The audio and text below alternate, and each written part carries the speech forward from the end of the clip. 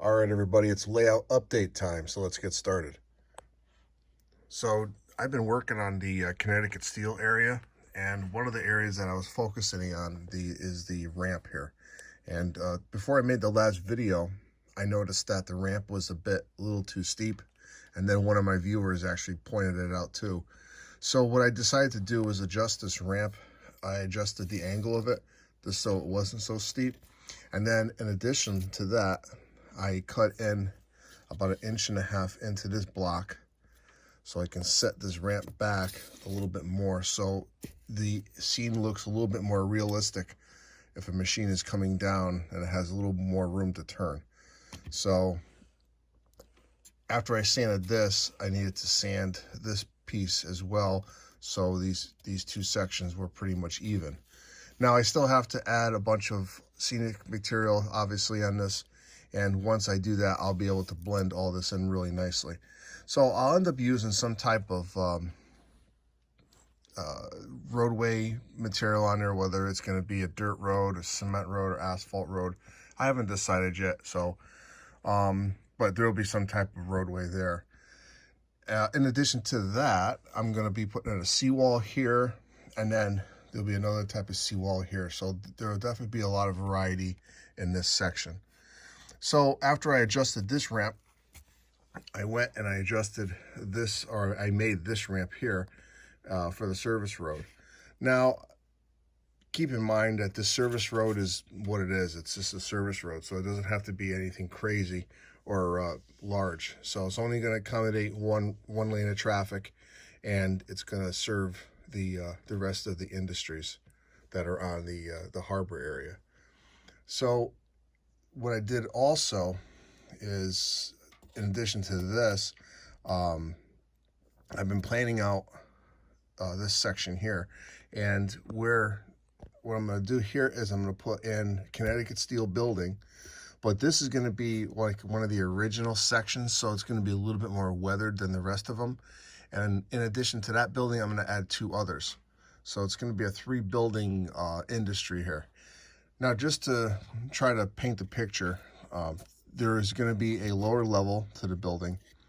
This is going to be the main level, and then there'll be probably another level on top of that. So you'll be able to simulate, a person walking in here will be able to go down to the basement level and walk out to the pier this way. So I'll end up putting a garage door and some type of pedestrian door in there as well. But at my next video, I'll show some type of mock-up so you can get a visual on what it's going to look like.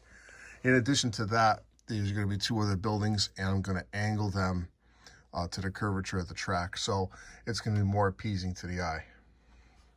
So as we follow this road down, the branch or the spur for Connecticut steel was missing a foam section, so I cut this piece out.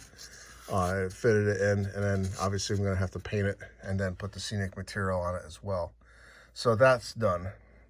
Now, the last thing I want to talk about, or one of the final things I want to talk about, is the actual pier.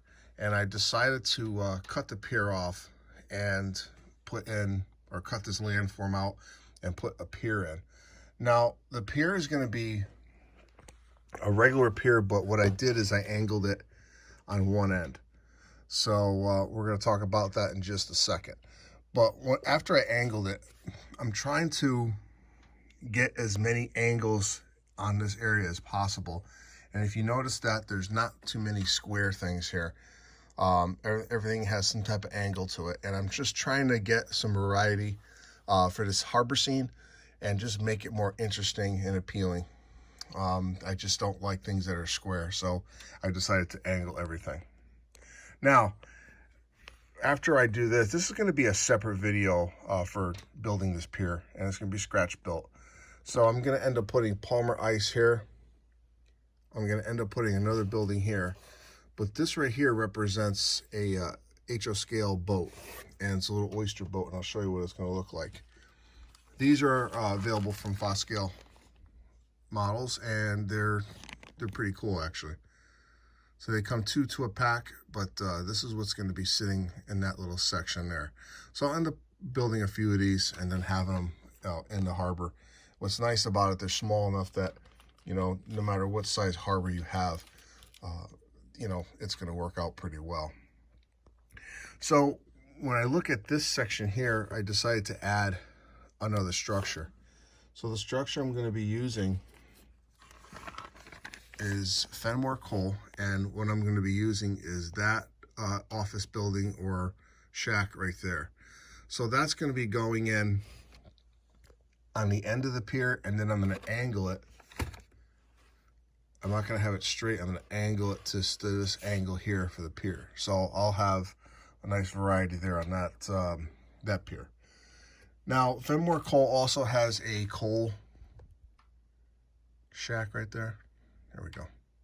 So with that coal shack, what I'm going to do is I'm going to put that over here, and then Fosco also has a single shack, like a little guard shack, and I'm going to put that right here as well, and that's going to be just for the tugboat crew. So that's going to look pretty cool there. Now the other thing I wanted to go over is I have a blank spot right here, and I'm able to fit in another building there. So let's take a look at what I got going on. So this building here is from Foss as well, Shaw's Custom Lures, and I think basically what it looks like and the small little pier that it comes with, I think this section would be perfect for it. Let me know what you think. You know, leave a comment in the comment section. Let me know if you think I should put that in there. All right. So what other additions I'm going to add is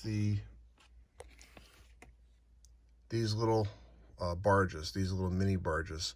So these are definitely going to complement the scene as well. So these come 2 to a pack, so I'm going to put a bunch of these in, and then the scene is really going to come to life. So with this scene, I decided, you know, with the height of the pier and the landforms and everything else, I wanted to model slack tide. I don't want to model high tide. I don't want to model low tide per se, but I kind of want to go in between.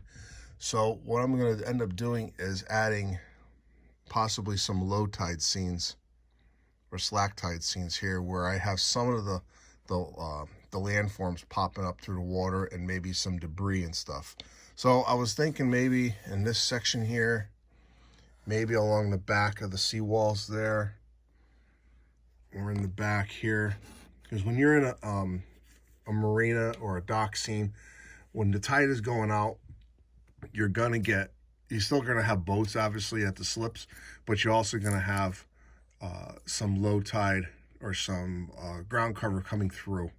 Hope I'm using the right words there. But you're definitely gonna have, once the tide starts going out, you're definitely gonna see some landforms there. So I was thinking possibly over in this section here, and then possibly over in this section here. So it's just a thought right now. But at this point of this scene, I'm going to have to start building these structures. So that's going to be my next project. So the next update you're going to see is I'm going to have this mock-up done for this building, for Connecticut Steel, and now I'm going to start moving around and start building some of this stuff. I'm going to have to start building the pier. The pier is going to be a separate video, and then also I'm going to start building these craftsman kits.